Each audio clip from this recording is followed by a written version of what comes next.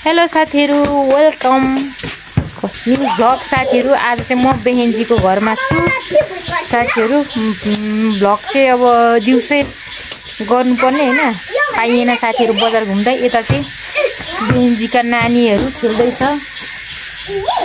यिनीहरु चाहिँ एकदम रमाएर निकै दिन पछाडी आउनु पायो, खुसी लाग्यो। साँझको समयमा हाम्रो खाना भित्र पाक्दै छ, मासु पाक्दै छ साथीहरु। यो चाहिँ मासु पकाउने है आज। मासु पकाउने, मिठो पकाएर खुवाउँछ खाउँदैन। बुइनी हेलो गर त। ओहो बत्ती बाल्नु पर्थ्यो नि। बुइनी हेलो भन त। पिन्छु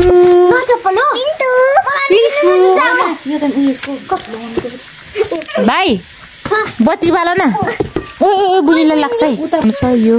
योलाई के को रुख भन्छ खासमा? यो अशोक। अशोक? ओहो दामी न दामी छ। यहाँको भ्यू यसो दामी, शीतल हावा। बत्ती बाहिरको नि बाल्दा हुन्थ्यो नि त। बेहेन्जीले बत्ती बाल्दैछ। पछि म त्यहाँबाट आएको साथीहरु, त्यहाँको डाँडाबाट यहाँ यसरी हेर्दैछु।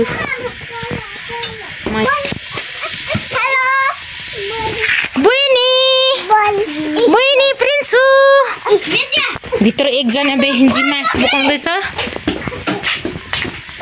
लेट्स सी साथीहरु, म चाहिँ देखाउँदैछु। ओ यता सरसफाई गरिसकेर हाम्रो यतापट्टि किचनमा चिकन मिट पाहुनाहरूलाई एकदम टेस्टी दिनु पर्यो। कुनै बेलामा चाहिँ सँगै पढ्दाखेरि हैन पालो पालो खाना पकाउने हुन्थ्यो। अनि घर गएको बेलामा चाहिँ भन्छ टाइमै के अरे पालो नै उयो बिग्रिन्थ्यो क्या साथीहरु। तेरो हो कि मेरो? त पक्का तेरो पालो भन्थ्यौँ हामी चाहिँ हैन। चिकन तिम्रो फेभरेट हैन त? यसरी साथीहरु हाम्रो यसरी पकाउँदैछ। यसले चाहिँ पहिला चाहिँ साह्रै खानेमा त पकाएर म पकाउँथेँ साथीहरु। हामी चाहिँ त्यस्तो गर्छु भन्दा नि टाइम छैन हैन। आफ्नो आफ्नो उनीहरुको, म आफ्नै धुनमा, उनीहरु आफ्नै बेला मौकामा भेटिन्छ साथीहरु। दिदी बहिनी भनेको चाहिँ अहिले चाहिँ भेट्छु भन्दा नि आफ्नै काम व्यस्तता भने हैन साथीहरु। त्यस्तो हुन्छ। बल्ल बल्ल कति पछि भेट हुन्छ साथीहरु। यो खै के भने अब त्यस्तै, अब समय अनुसार चल्नुपर्छ। सँगै भएर नि हुँदैन। अब सँगै हुनु, सँगै कति अब आफूलाई मरिन्जेल बस्नु पाए त भने जस्तो हुन्छ अहिले पनि। अब के गर्ने साथीहरु, त्यस्तो हुँदैन। गाई छौ यहाँ आएर अब म भोलि गइहाल्नुपर्ने साथीहरु। अब त्यो दिदी बहिनी बल्ल बल्ल भेट्दा भ्लग बनाउने सुरसार नि भएन। अब आफ्नै एकभित्रैबाट मजाको फिल भइरहेको हुन्छ नि त। त्यही भएर तँलाई चाहिँ कस्तो लागिरहेछ त? मलाई पहिलाको अनुभव पहिला भयो जस्तो नि मान्छेले त्यस्तो लाग्दछ। जति जहाँ गयो पनि पहिलाकै उयसमा छौँ, पहिला जसो भन्ने हुँदो रहेछ साथीहरु। त्यस्तो हुन्छ। कहिले गएर भेट्नु के गरिसक्यो होला नानीहरु स्पेसली। अब दिदी बहिनी त भयो कहिले त्यो नानीहरु भेट्यौँ हुँदो रहेछ क्या साथीहरु। मलाई त त्यो दिदी बहिनी भन्दा नि उनीहरूको नानीहरु चाहिँ के गर्दै होला, भए राम्रो हेरेको छैन कि भन्ने फिल हुन्छ साथी हो एकदमै। हामी चाहिँ अहिले अब खानाको मुखबाङ लिएर आउँदैछ हाम्रो भिडियो चाहिँ गफगाफसँगै साथी हो। सधैँ त खाँदैन सोना। गाइजहरु दही मासु आयो है भागामा। यस किसने कहा होइन?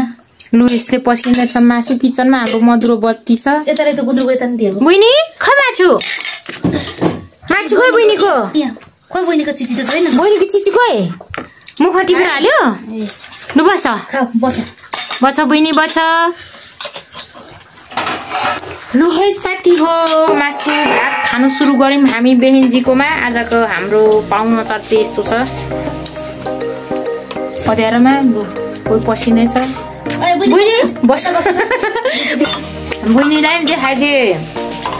टेस्टी ओके एकदम भेरी गुड। राजकुमार थापाको के हो रस भ्लग हेर्छ।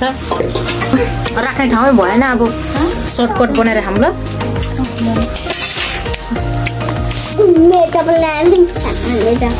बहिनी छिटो खाऊ है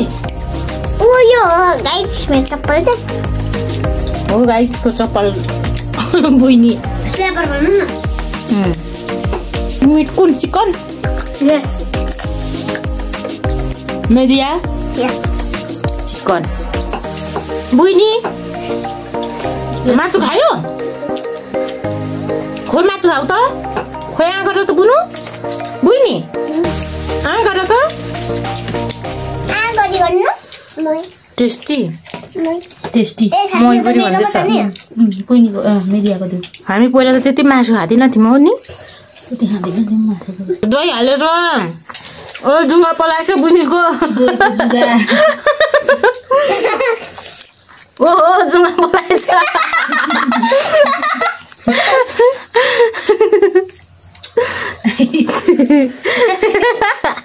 हाजै छ जुङ्गा पलाएर बुनीको एउटा सिँगानेको हिजो चाहिँ सिँगाने बुनी